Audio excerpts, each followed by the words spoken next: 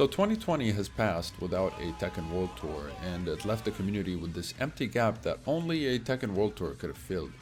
However, local tournaments were still being held, and I was no stranger to hosting local tournaments and our own little league throughout the lockdowns. We just recently had the final tournament for the top 8 league qualifiers only a few days ago as of making this video.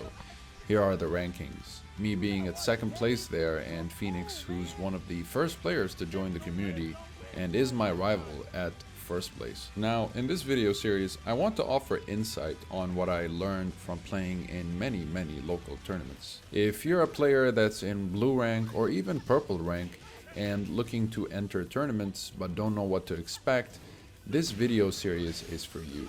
If you're lower ranked than that, you can certainly still join tournaments, but you are much more likely to perform poorly than purple or blue ranks. So if you've never played in a tournament before, how do you prepare? How do you deal with people watching you and screaming behind you as you play? How do you deal with split-second decision making and make the right decisions under stress? How do you deal with that stress? How do you train your reflexes and whiff punishment? What characters to main, and if it's worth playing more than one character in a tournament? In this series of 2 to 3 videos, possibly more, I'll be addressing all of these questions, and if you're interested in the offline tournament scene of Tekken, hit the subscribe so that you don't miss this series. And if you have any questions you'd like me to address, drop them in the comments below and I'll answer them in my next video, where I'll talk about nerves and stress and how to deal with that. In this video, I'll be showing you tournament footage from my own matches with the same player, Phoenix. Note that we both have been playing each other for almost 3 years now, so we know each other quite well. We have thousands of hours of playing each other. We usually always end up meeting in grand finals, and I end up making the wrong calls. So I'm going to show you the moments where I made the right calls and other moments where I was stubborn and kept making mistakes. Let's take a look at this footage from back in Season 3. So here I reset the brackets after a 2-2 where he was trying to catch me off guard with Nina. He switched back to his main Lars after the reset, and let's see here in the very first round where I had the chance to actually claim first blood.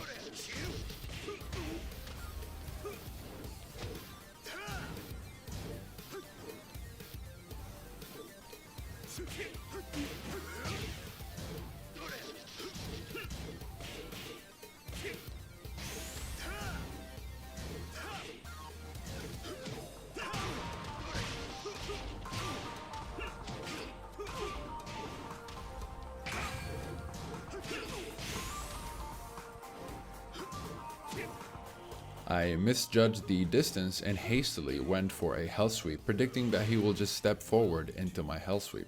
But he was more patient than that, and it obviously paid off for him. So that's something to learn here. Be patient and measure the distance properly. Don't give your opponent too much room or time to breathe, but be more methodical and less random and hasty in your decisions. Okay, so here, this is a perfect example of messing up a combo because of execution barriers. It's not that I can't do the combo, it's just that when you add the tournament nerves into the mix, a difficult combo becomes extra difficult. Definitely should have went for a simpler combo here, and I paid for it in damage and loss of momentum. And even though I pick it back up here, my lack of patience cost me another round, which I could have claimed yet again. Round 3. Fight.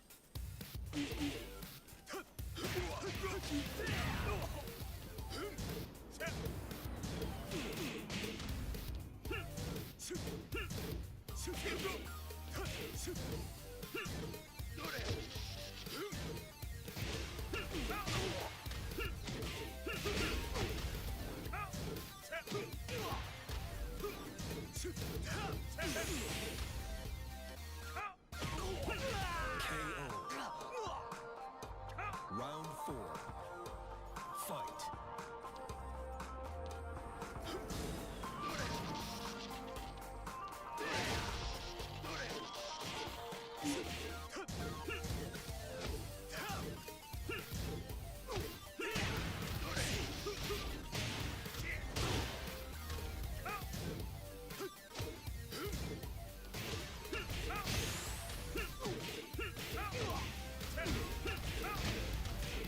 So I do actually get those rounds back, but considering that I wasted my last 2 rounds, this match should have already been mine now had I actually made the right calls.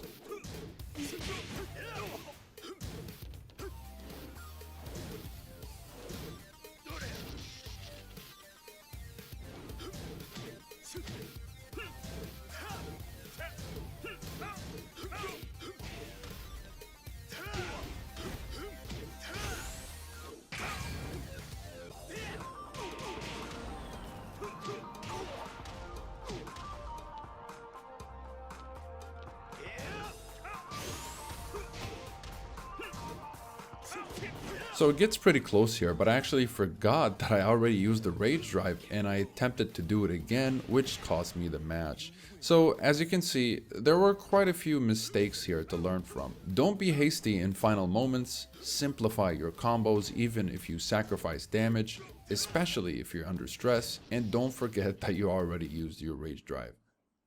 So in the second match, it was also pretty close. I made similar mistakes, and in the final round, I ended up giving him too much room to breathe, which gave him time to think and saw my hell sweep coming. Now let's see what I did in the next match to be able to bring this back. After thinking about it, I knew it wasn't a character issue, but a decision-making problem. So I tried to adjust that in this round. So here he had the lead and was getting comfortable throwing around many of his lows. So I recognized that and finally blocked one of his big lows.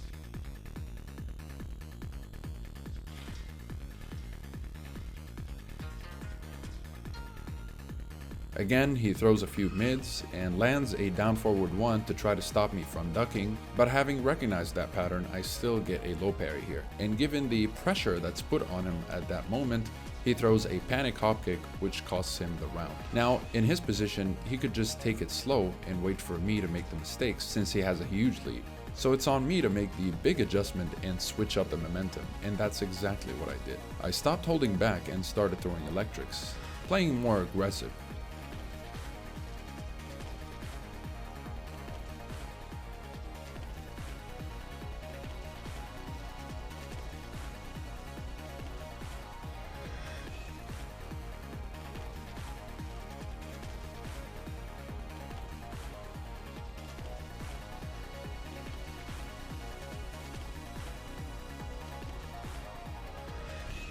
So over here I was actually thinking about modifying the combo to reach the wall, but I kept it simple. All I wanted was to keep my momentum, and it worked like a charm.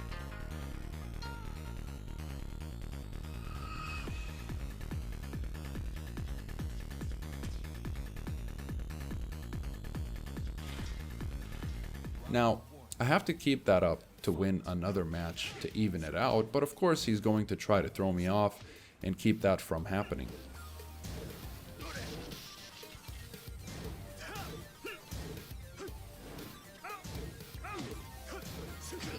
So in the first round, Phoenix tried to play a little safer, but ended up getting counter hit, as I was still playing fairly aggressive.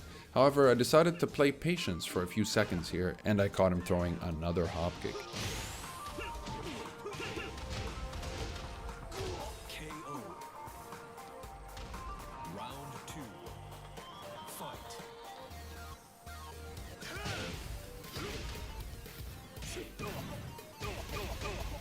In the next round, I was trying to bait him into doing something reckless by running up and standing still, but he didn't bite.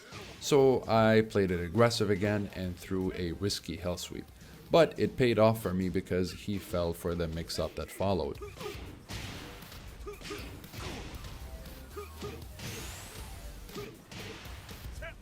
KO. Round 3. At this point, even though I'm behind in score, I was playing fairly comfortably. I wasn't very worried about his pressure anymore, and I didn't mind throwing a down forward 2 through his pressure.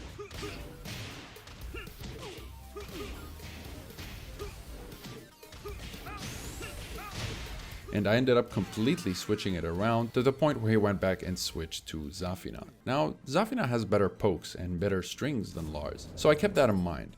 Let's see what happens here. Wield the devil's power. I will destroy you. Round 1. Fight. He starts the round with that low poke for instant mental pressure to break my momentum and mental advantage. At this point, I was refusing to bite. I did not want to duck and eat any of his mitts, so I took some lows. But he wasn't ducking either, and it worked out for him.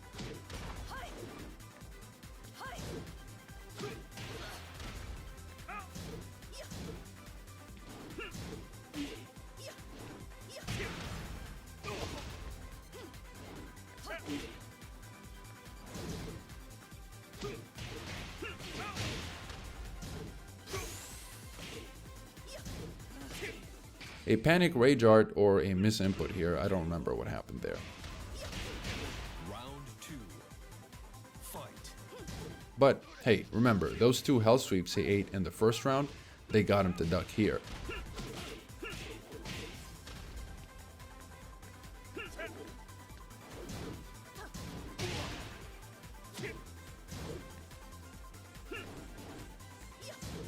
But here's another example of trying to maximize damage and complicating things where I could have just did a simpler combo and got the wall splat. At this point, I started feeling the heat and stress started kicking in, but I managed to get the round anyways.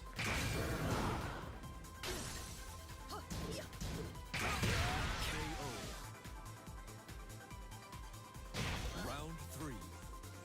Fight. Since he noticed that I completely refused to duck so far, he went for the risky low and I couldn't react to it in time, but luckily drops it due to pressure. Should have gone for back to 1 here, but due to stress, decision making was impaired.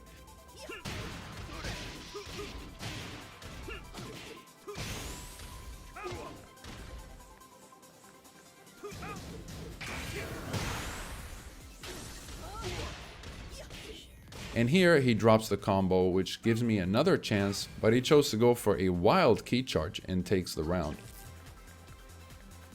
KO. Round 4.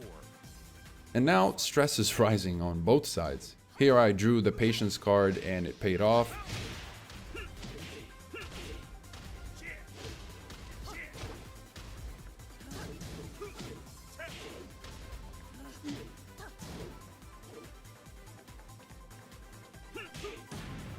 And here comes the final round. And at this point, I've kind of played every Zafina string that I could think of in my head, and he goes for the hard read. But I saw it coming and was able to react in time. He also threw that string not expecting me to duck, since I completely stopped ducking throughout the whole match.